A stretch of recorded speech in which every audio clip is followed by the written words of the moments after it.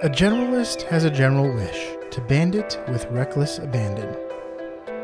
Bird eggs, crumb cakes, delicious fried fish, dining fine, easier said than done.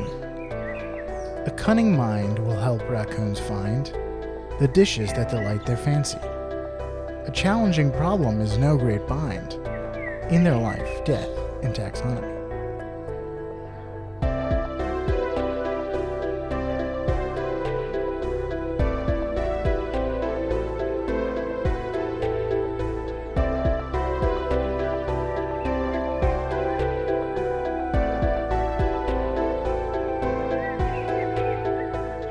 Welcome back to Life, Death, and Taxonomy. It's your 30 minutes of interesting animal information. I'm Joe. And I'm Carlos. Thank you to Cassie for the creation of our theme song. To hear more of Cassie's music, please search Cassie Michelle on YouTube or Spotify. And thank you to Johanna for the creation of this week's artwork. To check that out, you can visit us at our home on the web at ldtaxonomy.com. And a very special thank you to our patrons, to Tristan Taylor, Jesse Raspolich, Carol Raspolich, and Richard Kaspar. Thank you so much for your support. It's greatly appreciated. Thanks for helping us keep the lights on. And today we're talking about a master thief who is the king of Trash Mountain. But more on that later. Yes. In fact, down in South and Central Florida, whenever you see one of those large trash mountains, there's actually a little throne on the top of each one, and on that throne is a raccoon. Yes. Little known fact about Florida. Yeah, so that's what we're talking about. Raccoons. The raccoon, otherwise known as the trash panda. Trash mouth. He's an all-star. Roller coaster raccoon. And the bandit. The bandit. And Rocky Raccoon, who fell back in his room, only to find Gideon's Bible, or whatever. What? It's a Beatles song. Oh, you lost me. Where a raccoon gets shot, and then while he's on the mends, he reads the Bible. That sounds sacrilegious. Why? He's anthropomorphic. So he... It's like this animal Actually, it's reads the Bible. It's unclear. His name is Rocky Raccoon, but that could just be like a moniker. There's nothing in the song that says specifically he's a raccoon. He's like Stuart Little, a boy who looks remarkably like a mouse. He's not a mouse, but he looks like one. Or that's just his like mob moniker. Mm-hmm. This is just Rocky Raccoon. This is Tony the Tiger.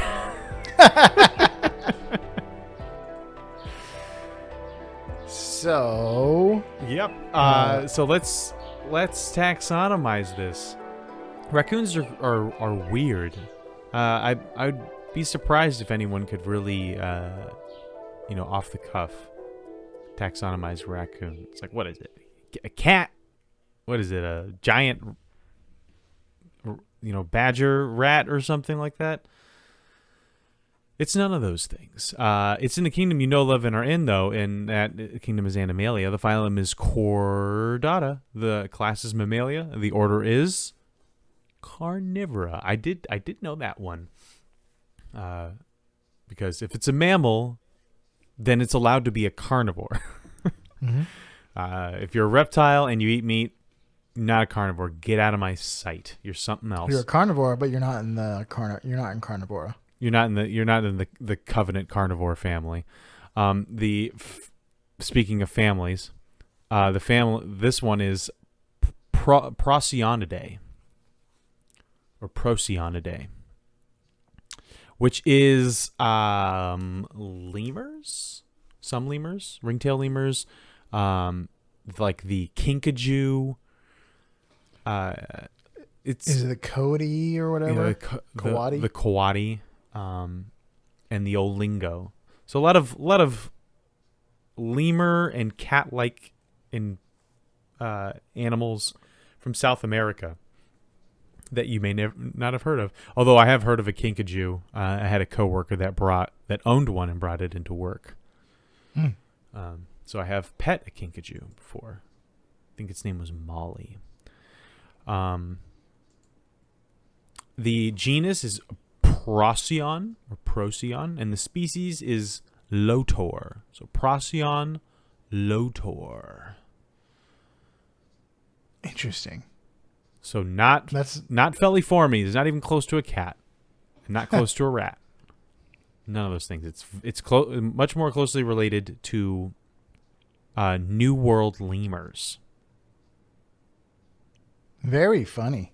Like, I would not think of them as lemurs. I mean, now that when I think about it, that's a lot closer to me based on their like behavior and their tails, than like a cat or something like that. True.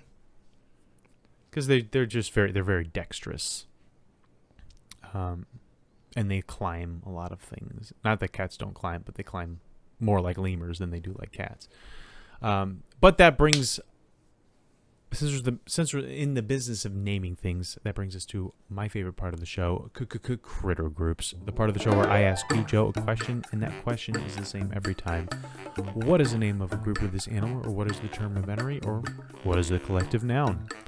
If you saw a group of raccoons, which is probably pretty likely for everyone listening to this if you are in the U.S., what would you call it? Would you call it A, a scrounge of raccoons, B, a scamper of raccoons, C, a plot of raccoons, or D, a gaze of raccoons? Let's do scrounge. Final answer. It's man after my own heart. That's exactly what I would have wanted it to be, but it's not. It's a gaze. Interesting. It's a gaze of raccoons. That wasn't on my radar. It was either that or plot. Scrounge is what it was the first one I thought of, because oftentimes when I put these together, I'm like, what would I name it? What would I name a group of these guys based on like what they do and what we know about them? Gang is probably pretty good too. But yeah, it's a gaze, like gazer beam. Cool. A gaze of raccoons. You want to talk about what this looks like? Sure. In case you have never seen a raccoon before, it looks like a fat ringtail lemur mixed with a cat-sized rat. So we got fat, cat, and rat all in the same sentence. But it definitely has a cat-like, or sorry, a more of a mouse-like rat-shaped body and movement. But it also has these dexterous hands and a long tail, a long bushy tail like a lemur. And that tail is ringed black and white, just like the ringtail. Has an adorable face with one of those Incredibles masks. Speaking of gazer beam, it's covered in gray-brown hair on its body, except for those. It's got those black spots on its eyes that make it look like it's whatever the prototypical thief is.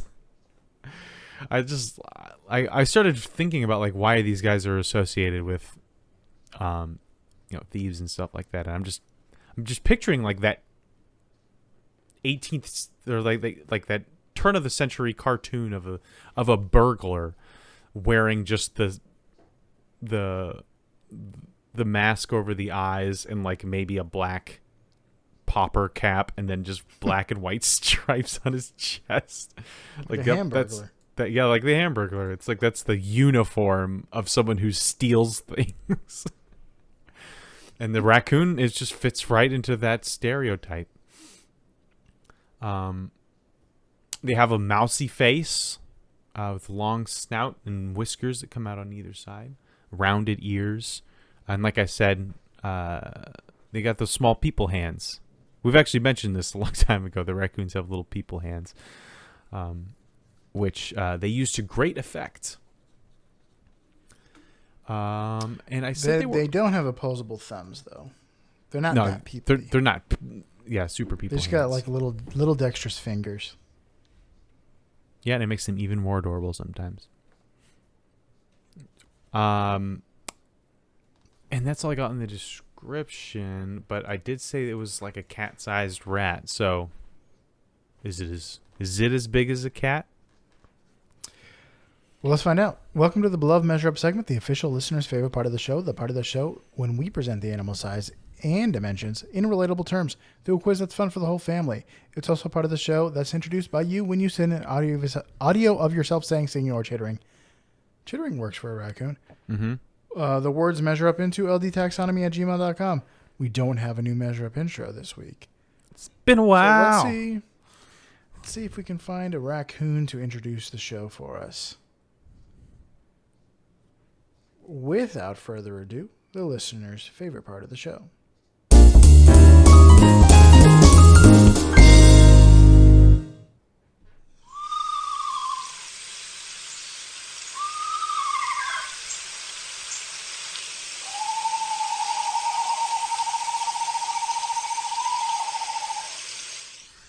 They have some of the most interesting noises. I've never what? heard that sound come out of a raccoon before. Let's see. Is the Deinonychus a raccoon? I don't know. What? The sound of a Deinonychus in Jurassic Park. Which one's the Deinonychus? Oh, wait, no, I have it wrong. What's the one that like flares its crest? Do you think he's Saurus? Dilophosaurus. Dilophosaurus. That doesn't sound like the Dilophosaurus in the movie. It sure does. That one has like a hissing. And like a... that when it's attacking. But like think about when... it has like maybe Newman, a slight warbling as it inspects Newman. But that was like a long wailing cry.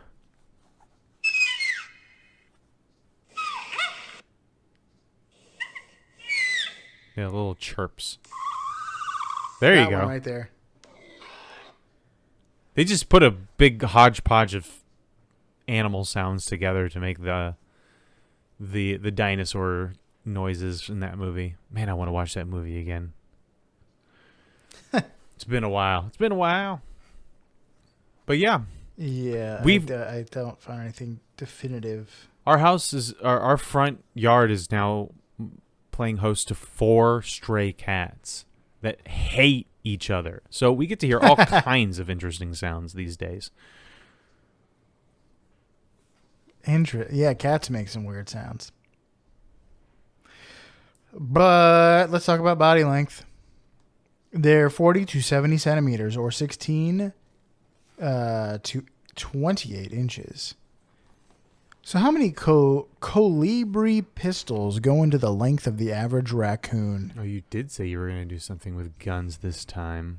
Yeah. Here's a hint. The colibri pistol is also called the hummingbird.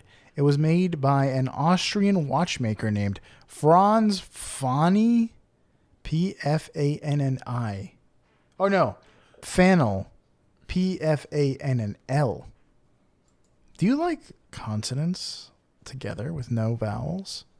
German is the language for you. It was made in the early 1900s. It fired a tiny 3-grain bullet. Do you know what that means? I don't 3 know. grain? I don't know exactly how grains, like what 1 grain is in ounces, but I do know It's a weight? that it is weight. Okay. So like, yeah, like I have 115 grain and I have 124 grain, but they're both 9mm. It's just a slightly and you're trying to heavier. trade me some stone and some wood. Yeah, it's like calling it stone. It's like, oh, it's 12 stone. It's an archaic weighing method that they never deviated from. Why? Why do you still call it 115?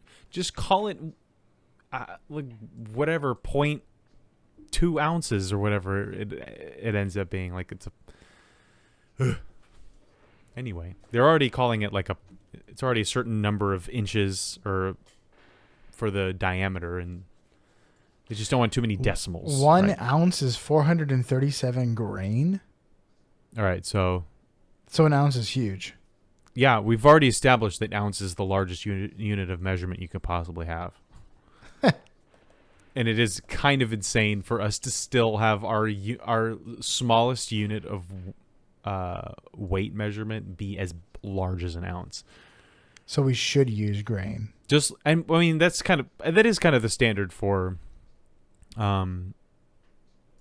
just the imperial system in general. Like an ounce of liquid is also a lot compared to like milliliters and stuff like that. And an inch is just really big to be our smallest. Like it is very bad for measuring small things. But yeah. I think an ounce of gold costs like 10 grand. A grain is smaller than a milligram. 1.5 grain is equal to 1 microgram. So a grain is like a snowflake. Oh, a little lighter than a snowflake. No, that can't be right. Because snowflake's like 2 milligrams. 125 snowflakes make up a 9mm bullet. I think not. All right. This tiny hummingbird pistol fires a 3 grain bullet. So like not even a BB. It's like shooting sand. Sand grains. Is it just to annoy someone? Can you...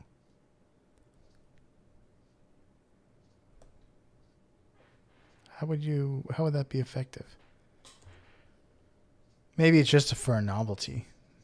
Maybe this wasn't for... You said it was built in when? It was invented when? Early 1900s. Early 1900s. And that's the length of the gun? So it's barrel and all the way to the tang? Mm-hmm. Actually, we're looking for its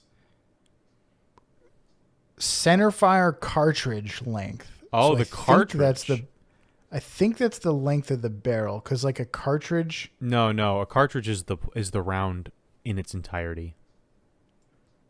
Oh, the length of the round. Yeah, so that's the bullet and the casing together. That's a cartridge. All right, so it's a 3 grain cartridge. It's basically a... That's true. Like guns are often like the size of the round. That's the important thing. How big is this gun? Well, it shoots this size round. The most important part the gun is. The most important variable of a gun is the round that it shoots. Everything else is just slight changes really to accuracy and velocity, but most of what does the damage is in the round itself. The gun is just a way to get it moving. Yeah, we'll go with 1/2 inch, which means my answer is 56. No. Yes, 56. Of these tiny cartridges go into the length of a raccoon. Final answer? Yes. The correct answer is 263. Wow, these are small. I really want to see this. What is the gun called again? Colibri pistol. The round or the cartridge looks like it is maybe a little bit more than the diameter of a penny. Oh, I see this. The pistol has a 2.7 millimeter long centerfire cartridge. And somebody on Quora is saying that it's one of the few pistols which is more dangerous as a choking hazard than as a firearm. Wow, that's very small. Yes. That's not what I was I think they only anticipating. made like 1,000 before World War One started. And then they were like, let's make real guns. And they're like, oh my goodness, we need actual guns. Okay, let's talk about weight.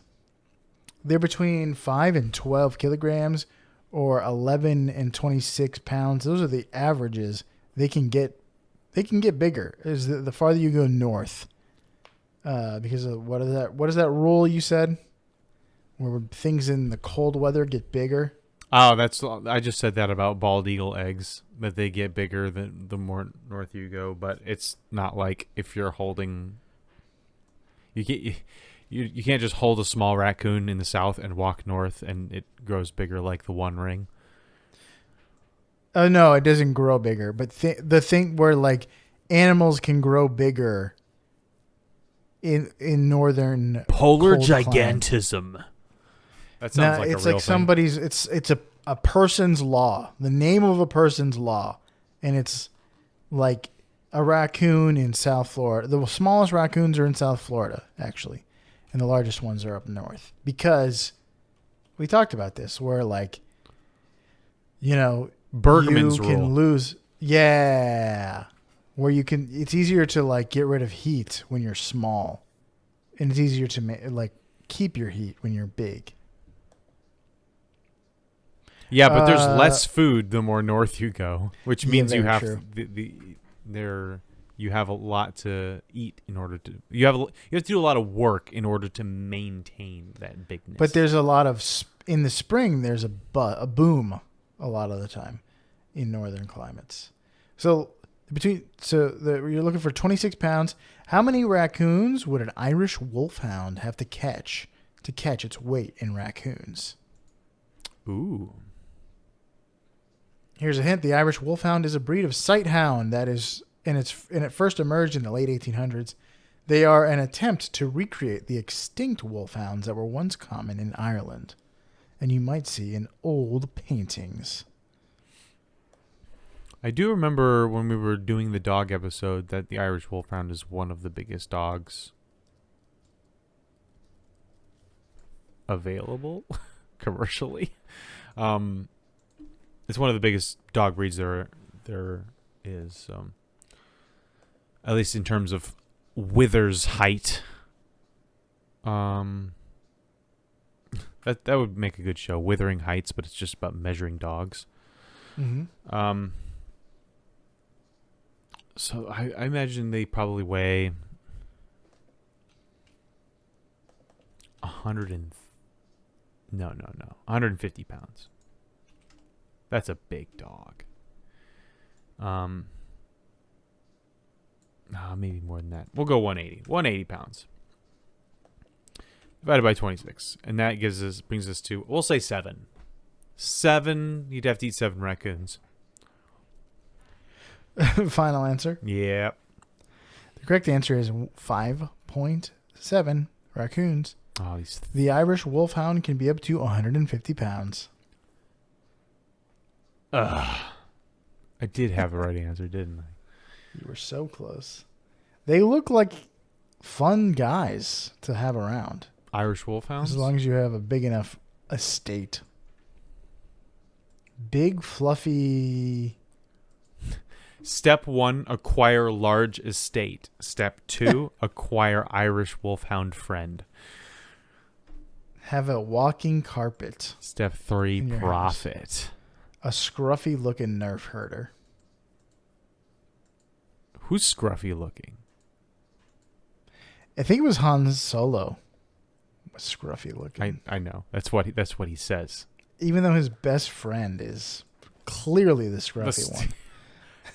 He's well groomed. Even though he is a walking carpet. That would have been a really racist thing for her to say. But we digress.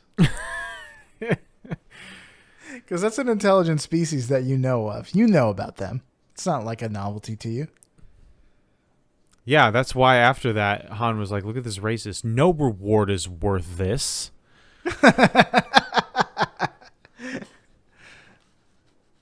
And she comes from, she's a princess. She's so privileged.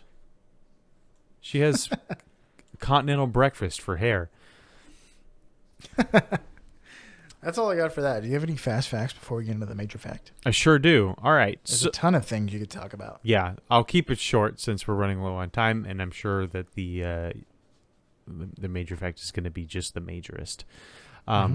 So raccoons are native to North America, all the way, and Central America, all the way from Panama to Canada.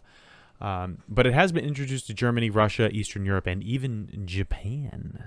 They're Japanese raccoons. But obviously, they're not native there. They're just very good at not dying in places. They're very adaptable. Generalists. They like heavily wooded areas, unless the trees are birch, which are too smooth to climb. But they do like to make their dens in the hollows of trees so they can stay away from predators. And part of the reason for the raccoon's success is, like you said, they're generalists. Their diet, like a rat, is very broad. They can eat and digest a wide variety of things. But in nature, it likes to eat insects and worms and crayfish and frogs and fish and birds and small mammals, as well as plant-based things like fruits and nuts. But it has adapted to eat trash, to eat the organic waste that humans throw away, which allows them to not just live, but thrive in urban environments. They live for about 20 years in the wild. When after mating, there's a 65-day gestation period and then the kits, which are these little guys, they're born and they're raised in their dens by their mothers until they are weaned at about 16 weeks, and after which the females will still hang around the den and the males will travel up to 12 miles away to go start their own families and then also abandon them like their fathers did. Their predators include everything. Everything. They are on the menu for bears, bobcats, coyotes, wolves, cougars, alligators, eagles, owls, fishers, jaguars, and even lynxes in Russia. Basically, if you are a carnivore that is bigger than the raccoon, then raccoons are tasty. Mm-hmm. But their primary because they live in urban environments so heavily, they don't really have to worry about predation, or a large portion of them do not have to worry about predation. And their primary cause of death is a disease called distemper, which actually dogs can get as well. And they can also be rabid, so don't just pet whatever raccoon you find. They are also exterminated as pests, or they're hunted by Texan folk heroes to wear as iconic hats. Like good old Davy Crockett. DB. No, Davy Crockett. He's the Texan folk hero with the with the coonskin hat. I don't think Daniel Boone did that. That's a good rhyme. The old pictures of him don't have it, but there's like modern he sometimes wears a raccoon hat, but it's like a full raccoon. Like you can see the raccoon's face. You're right. That's a little disturbing. I think it's the Disney version of Davy Crockett that turned him into the coonskin hat wearing hero we all know and love. Yeah, but like he looks like a gentleman of the 1700s in the old paintings of him. Although, if you look up Daniel Boone, he is also wearing a coonskin hat in half of these. So it's just what you did when you were a frontiersman. Yeah. I'm sure it was warm and cozy. Also disturbing to have your hat stare at you like that. But they're also kept as pets, although it's not a good idea. It's not a domesticated animal. I heard somebody describe it in a video as having a 2-year-old forever. Oh no, that hits too close to home.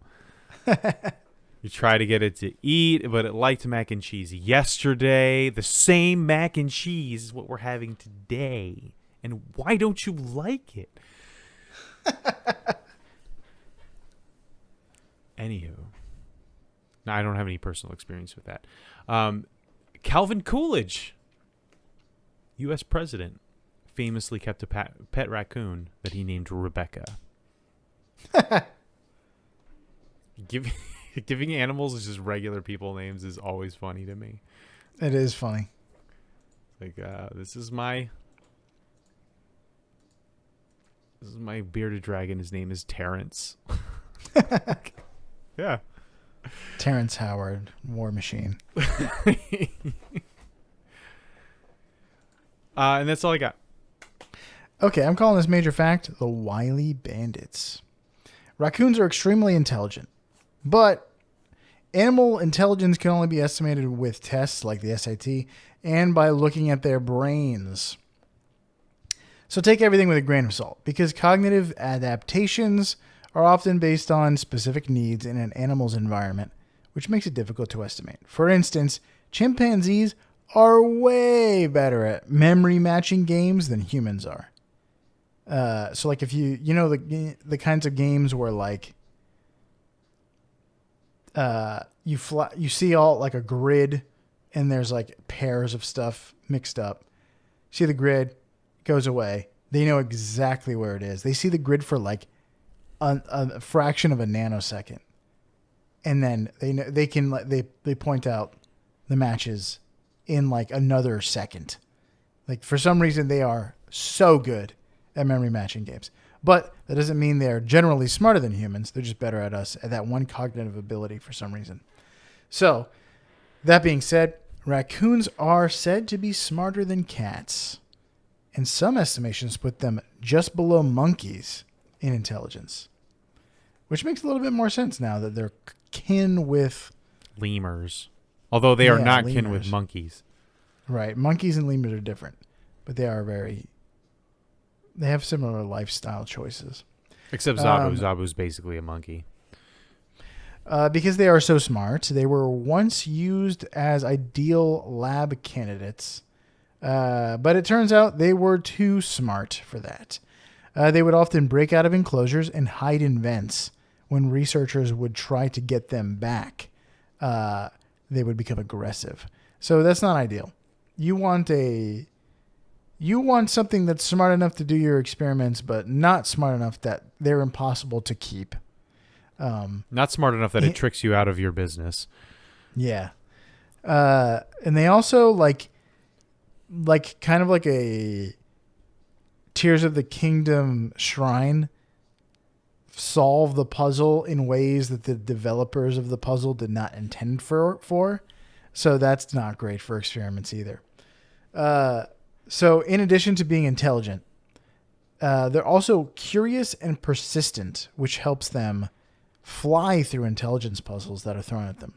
In one experiment, a floating marshmallow was placed in a cylinder of water, and the raccoons were trained to use stones to increase the water level to reach the mallow, kind of like an Aesop's fable.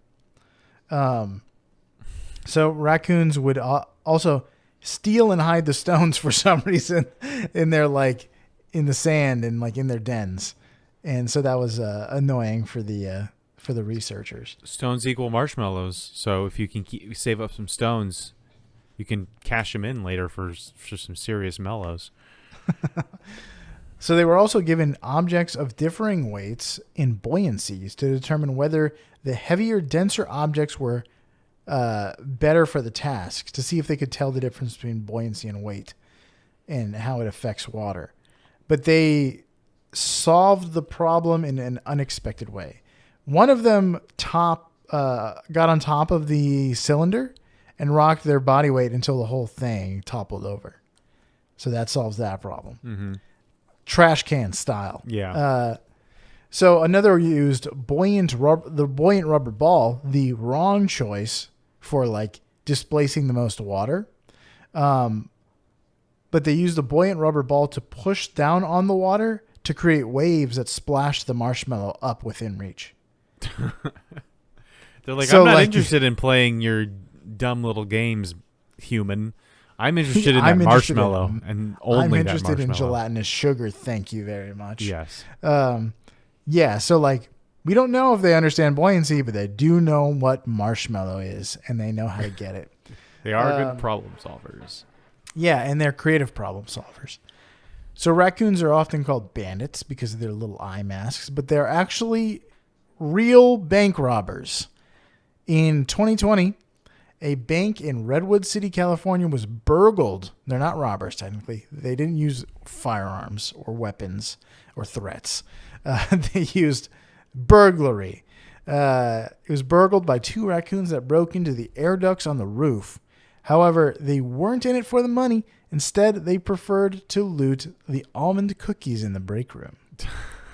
The most adorable bank heist in history. Yeah, that's like that first scene in Fantastic Beasts where he's got like a little platypus that just steals everybody's stuff in the bank. Although that was in it for the money. It's like Over the Hedge. I forgot about that movie and that Bruce Willis voices a raccoon. It's a heist movie where Bruce Willis voices a raccoon trying to steal food. And they're trying to heist, like snacks and stuff like that. Yeah. So they might be smart, but we might be making them smarter. So city raccoons, not Raccoon City, city raccoons are found to be better problem solvers than their woodland kin. Raccoons that are stuck in the suburbs or in cities are nearly unstoppable when it comes to protecting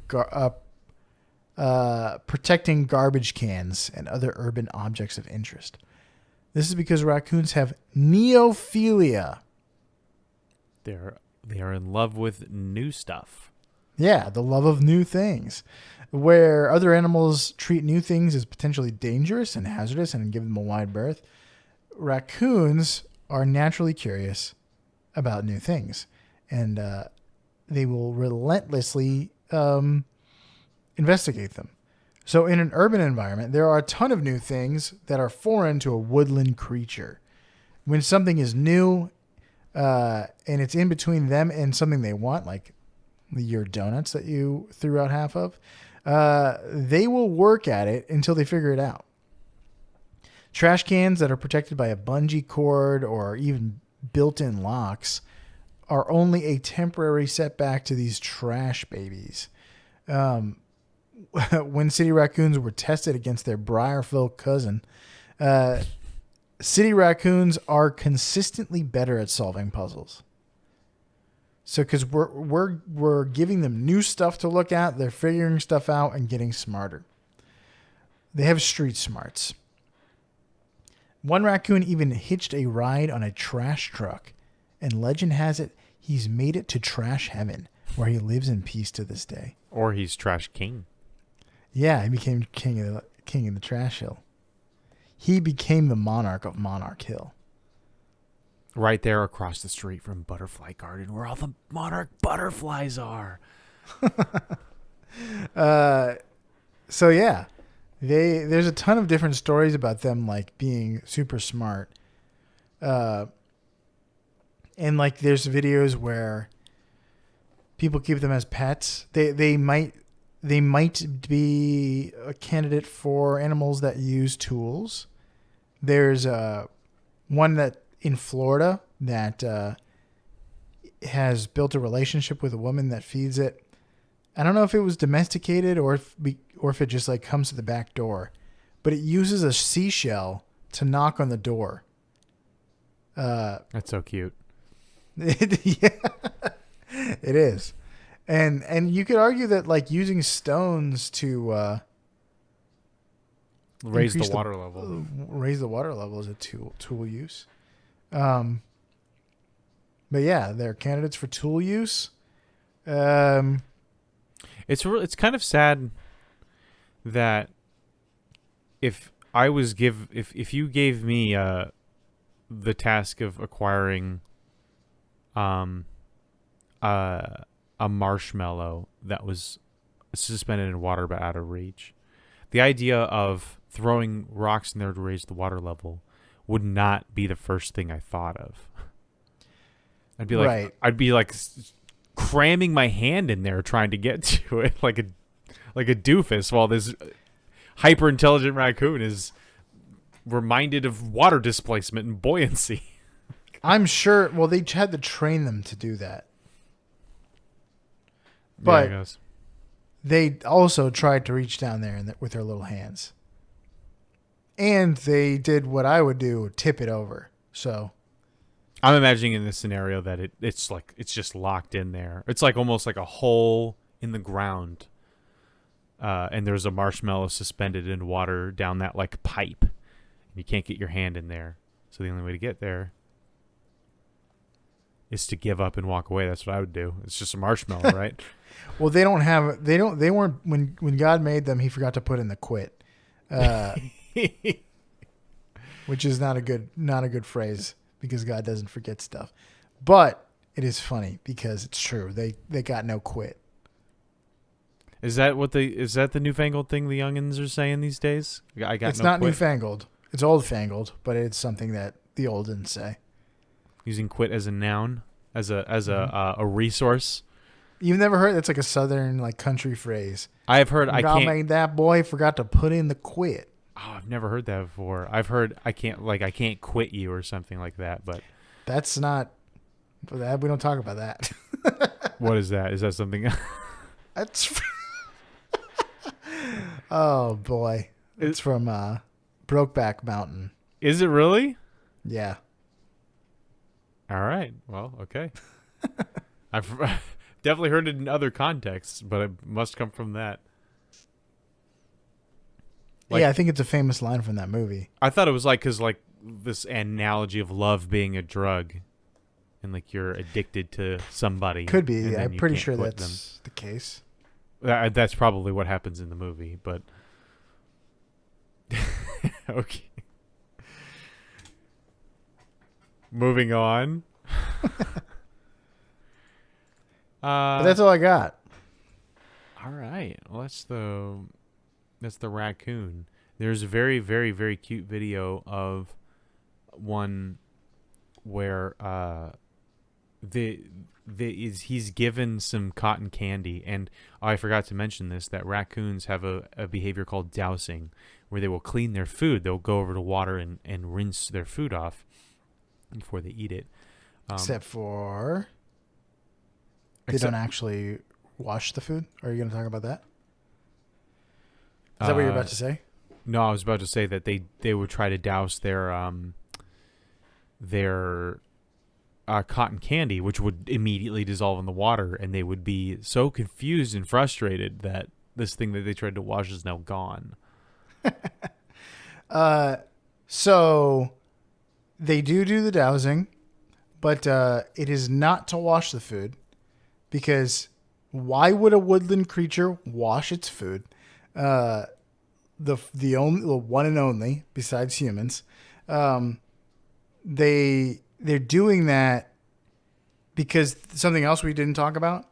They have like dexterity in their hands, sent like nerve endings and enough dexterity in their hands, so that them feeling something is the equivalent of a human seeing something. Like it gives them that as much information. So when the theory is that when they feel something underwater, it increases their sensory like ability to sense the thing. So it gives them even more information about the thing. So it's like when you're eating a sandwich and you get a good look at it in between bites, to plan your next bite, or to like see if it's something good to eat. That's what they're doing. gathering information about a thing. Interesting. So they're like, it's like Daredevil in the rain. Yes. Or when Neo finally sees the code behind the Matrix. But you could maybe also argue that, like, to get a true sense of this thing, I need to wash off the dirt and grime off of it. So maybe they are washing it in a sense. But it's the goal is to sense it more. It's a fortuitous result that the food is now cleaner. Or gone in the case of cotton candy. Yeah, which was hilarious because he did it like 4 times. Like it just keeps disappearing. Give him an Oreo and a bowl of milk. Well, the Oreo's not going to disappear. No, but I would just love to see his reaction to having the best cookie experience of all time. As you watch a poor woodland creature's like dopamine receptors get rewired. Yes. It's like, oh, well, now I'll eat this and only this. If I can't have that, I will go crazy. I will starve to death if I don't have another Oreo. But there's a woman in the UK that has a pet raccoon, and it just like there was a video of like showing like she puts rubber bands around like the handles of the cupboards, and like she takes the handles off of certain cupboards just to prevent it from getting in. And throughout this video, when they're explaining this, they're showing the cupboards and the raccoon getting in anyway. It can literally get everywhere. So like, I can't recommend a raccoon as a pet. It doesn't look fun. You have to put up your laptop, otherwise it'll open a small business loan. But you can't put it up. It's like a cat. There's nowhere it cannot get. You put in a combination bike lock, and it just sits there and tries over and over again until eventually all 10,000 options are used, and it gets the right combination because there's nothing better to do. There was one where it's like one of those latches like that are on some like bathrooms where it's like a hook that you can move on a hinge and put inside a loop, you know? Okay. Yeah. And there was a piece of food, and it had to go through 2 doors. 3 doors. One with like a wooden block that swiveled that was preventing the door from swinging open. It got through that one, and then it got through that metal hook, which the hook was on its side of the door, so it could like look at it and touch it and move it. And then the final door was like the lock was on the other side of the door, the opposite side of the door, and it had to reach through a hole to unlock it. And it got through all of them. It's because it's all out of quit. Yeah. It came here to eat almond cookies and pick locks, and it's all out of locks. Chew gum and eat food. I'm all out of gum. All right, that's the raccoon. Mm-hmm. The chances are high that you live in a raccoon city. Just hope it's not Raccoon City that we all know from fiction. So, I mean, for you out there in Podcastia, nestle into a nice human city. Defeat those thief stereotypes, even though you are most definitely actually a thief. And use your animal wits to find a nice cup of garbage juice like the raccoon here in Life, Death, and Taxonomy.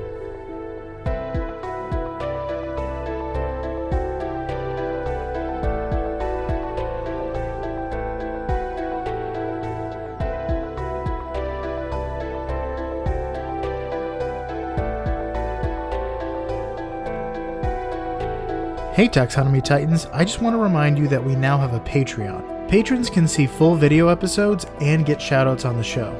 But ultimately, it's a way for you to help us cover some costs and get even better. Still, reviews are the best way to help us grow. So if you haven't left one yet, we'd really love to hear from you. As always, thanks for listening and engaging.